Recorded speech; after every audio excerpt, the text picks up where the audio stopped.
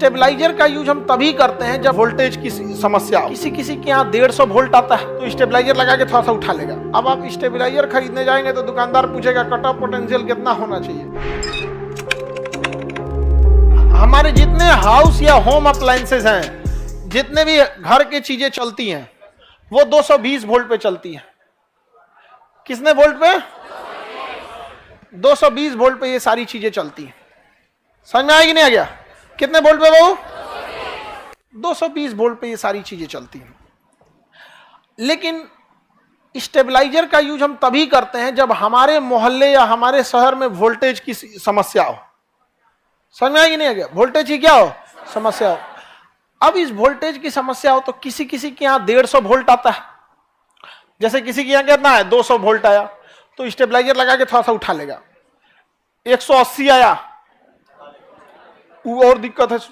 150 आया और दिक्कत है। यहाँ पे 100 आया तो और दिक्कत है। 40 वोल्ट आया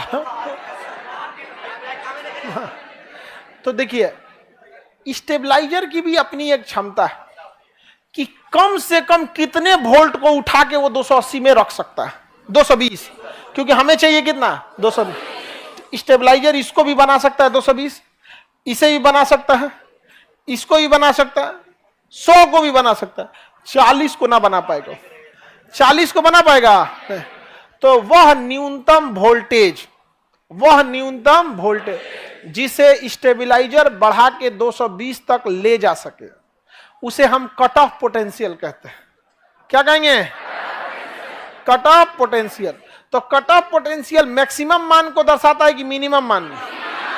हाँ, मिनिमम मान को बताता है। तो कट ऑफ पोटेंशियल क्या हो गया? वह न्यूनतम वोल्टेज जिसे उठाकर कोई ट्रांसफार्मर कितना बना देता है? कोई ट्रांसफार्मर या स्टेबलाइजर कितना बना दे? 220। उसे हम क्या कहते हैं? Cut off potential. कौन सा पोटेंशियल? Cut off potential. समझ में आ गया? कट ऑफ पोटेंशियल इजी है कि नहीं? अब आप स्टेबलाइजर खरीदने जाएंगे तो दुकानदार पूछेगा कट ऑफ पोटेंशियल कितना होना चाहिए, तो वो पूछ भी नहीं करेगा। सबको पता, लगभग मार्केट में जितना आता है उसका कट ऑफ पोटेंशियल 100 रहता है। कितना रहता है? 100। क्योंकि इतना भी कम वोल्टेज थोड़े रहता है किसी की कि 100 से कम रहेगा। 80 से 100 के बीच में कट ऑफ पोटेंशियल रहते हैं सब। तो वह मिनिमम वोल्टेज जिसे कितना ले जाया जा सके? हाँ, 220। जैसे हमको समझिए स्टेबलाइजर, आप लोग को एक अच्छा स्टूडेंट बनने के लिए 220 वोल्ट चाहिए। हम पढ़ा के आपको वोल्टेज नीचे रहता है तो 220 तक लाते हैं। लेकिन कोनो ऐसा बकलोल रहेगा जिसको कोई मतलब ही नहीं 20 वोल्ट पे आया है, तो क्या हम 220 वोल्ट कर पाएंगे? कट ऑफ पोटेंशियल समझ में आ गया? अब आप ही बताओ, आप में से जितने लड़के हैं सबका वोल्ट मतलब एक जो लेवल पे होना चाहिए, सब तो उस लेवल पे नहीं रहते, तभी तो आप पढ़ने आए हैं। तो आपका एक लेवल भी रहना चाहिए जहां हमारा कट ऑफ पोटेंशियल रहे कि हम उतना दूर से उठा सके। यहाँ पे अकलेल बकलेल कोनो चलाता है जिसका मतलब देखिए, आपका एक लेवल रहना चाहिए ना, जिसके कुछ भी नहीं पता रहेगा तो कहां से चलाएंगे यहाँ पे? समझ में आ गया कि नहीं आ गया? अब आपसे कोई पूछे कि दाब का नियम किसने दिया था, तो पास्कल अगर नहीं पता है, आप गैलीलियो तक जाइए समझ में आता है। आप बोल दीजिएगा हुमायूं दिया था तो नहीं तब आप हमारे कट ऑफ पोटेंशियल से बाहर है। कट ऑफ पोटेंशियल क्या है? बाहर। आप लोग को मेहनत करके केवल कहां पहुंचना है? मेरे कट ऑफ पोटेंशियल तक। उसके बाद हम आपको कहां पहुंचा देंगे दोस्तों? तो जो भी टीचर ये बोलते हैं कि घर से थोड़ा पढ़ के आओ, ये करके, वो क्या कहना चाहते हैं कि आप एटलीस्ट कट ऑफ पोटेंशियल अच्छा देखिए एक बात बताइए, अच्छा स्टेबलाइजर वही होता है जिसका कट ऑफ पोटेंशियल कम हो। क्या हो? कम से कम हो, कि कितनों नीचे का उठा ले। एक कोई स्टेबलाइजर है, स्टेबलाइजर ए, इसका कट ऑफ पोटेंशियल 80 है।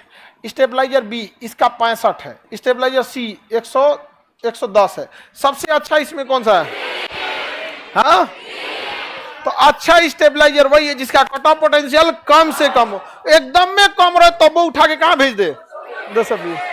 तो वैसे ही टीचर में भी हर टीचर का कट ऑफ पोटेंशियल अलग होता है। कुछ कुछ टीचर एकदम कमजोर विद्यार्थी को भी पुल अप करके उठा लेते हैं, तो उनका कट ऑफ पोटेंशियल 65 है। और कुछ कुछ कट ऑफ पोटेंशियल रहता है 210। हम लोग को कुछ टीचर मिले थे, उनका कट ऑफ पोटेंशियल 220 था। मतलब उनके रहे ना रहे कोई फर्क नहीं पड़ता था, वो पढ़ाते थे अपने आगे। यहाँ पर एक हम लोग के अंग्रेजी के मास्टर कहते नाउन प्रोनाउन तो आप लोग पढ़ लिए होंगे, अब आगे बढ़ते हैं। हम लोग नाउन प्रोनाउन के मूड में गए थे। अब वहां कोई चीज समझ में आने वाला है यहाँ पे।